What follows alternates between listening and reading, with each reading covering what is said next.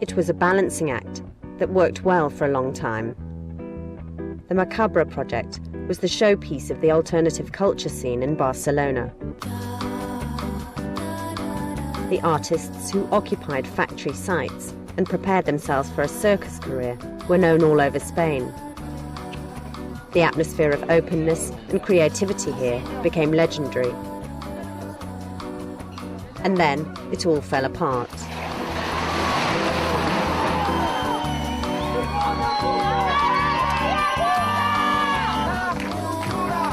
No more room for squatters, no more space for alternative lifestyles.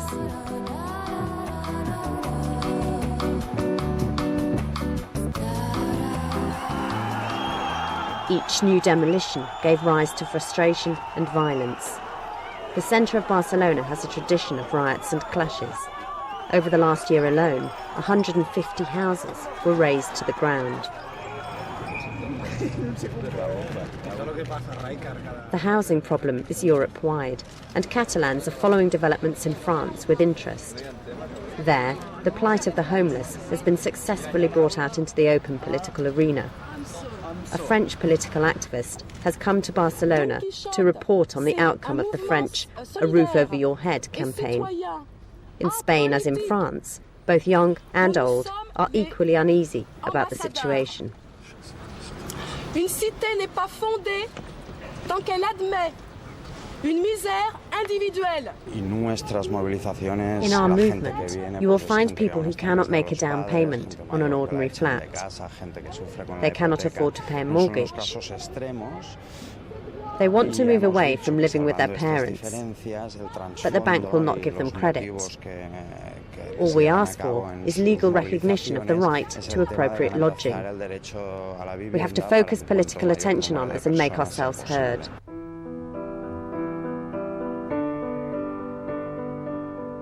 As far as the eye can reach, there are hardly any areas available for new buildings, and yet it's hard to find an affordable flat. Spain has not been able to develop a well-organised rental market.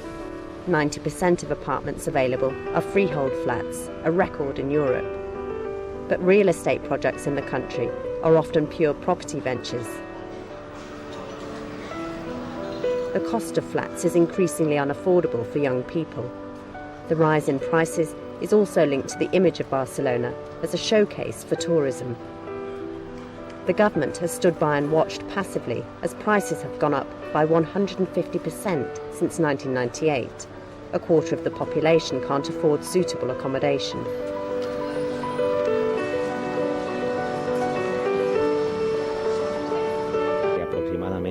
There are approximately 3 million flats and houses lying empty in Spain. In the province of Barcelona, more than 400,000 apartments are unoccupied.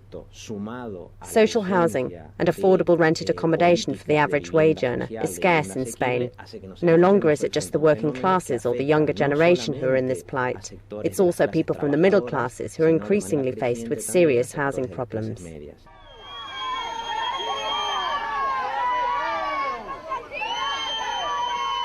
As soon as one house is vacated, another will be occupied. Squatters are the downside of the Spanish property boom. The number of houses occupied by squatters is growing from day to day, and ever more are ready to risk a hiding for their actions. The state is conscious of the wide publicity they're getting, and we are caught in between the two sides.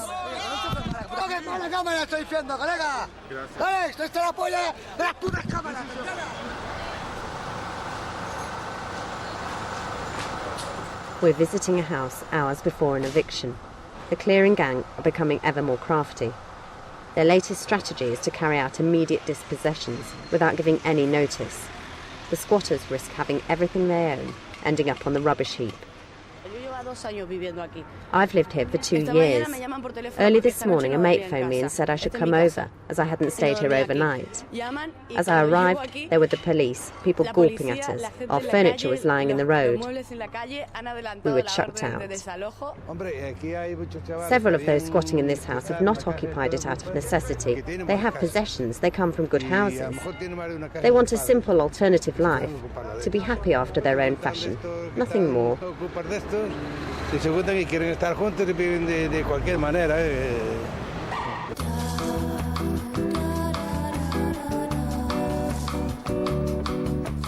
A former hospital on the outskirts of Barcelona. This building has been occupied for the last 5 years. 30 people live here.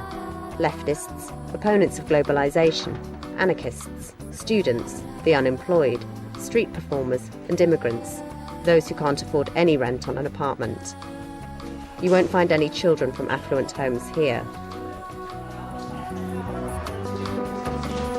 The occupiers come from all parts of the world. The scene is as international as the United Nations Plenary Assembly. They've all lost legal proceedings, but they relish the mutual support and sympathy they get from their neighbours. What we want is to get legislation passed for appropriate housing. We follow alternative lifestyle, following our own ideas. We're simply not interested in the consumer behaviour of the rest of the world. We want to get by with little money. We want to work, but not to rake in fortunes, to use energy sparingly, to make our lives worth living.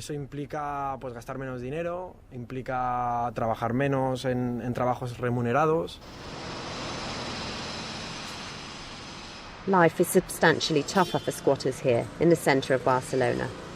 Development sites are worth a lot of money. This house has been earmarked to give way to a hotel.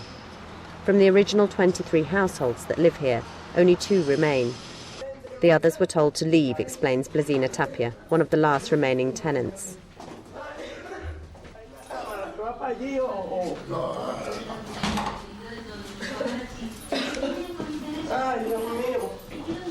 She has brought up 7 sons, but now she anticipates being thrown out at any time. She's an unwitting squatter against her own will. We've been here for 17 years. The house was sold 4 years ago. A hotel will be built here. We've nowhere else to go. We went to court years ago. We can't afford to rent anywhere else. On my husband's pension, we're going to end up on the street. We're on social welfare, and I'm sick with worry. Cases like this have startled the government in Barcelona and given them food for thought. A new law is being passed that has angered some property owners. Soon, every apartment that's been lying empty for longer than 6 months will be compulsorily rented out. There's been a lot of hearsay about living space circulating in the past. This is a characteristically Spanish problem. To all intents and purposes, we've built virtually no public sector buildings for the socially disadvantaged. Other European countries have on average 18% of their area at their disposal for subsidised housing. In Spain, this proportion is practically 0. That makes it very challenging for us to accelerate social welfare housing.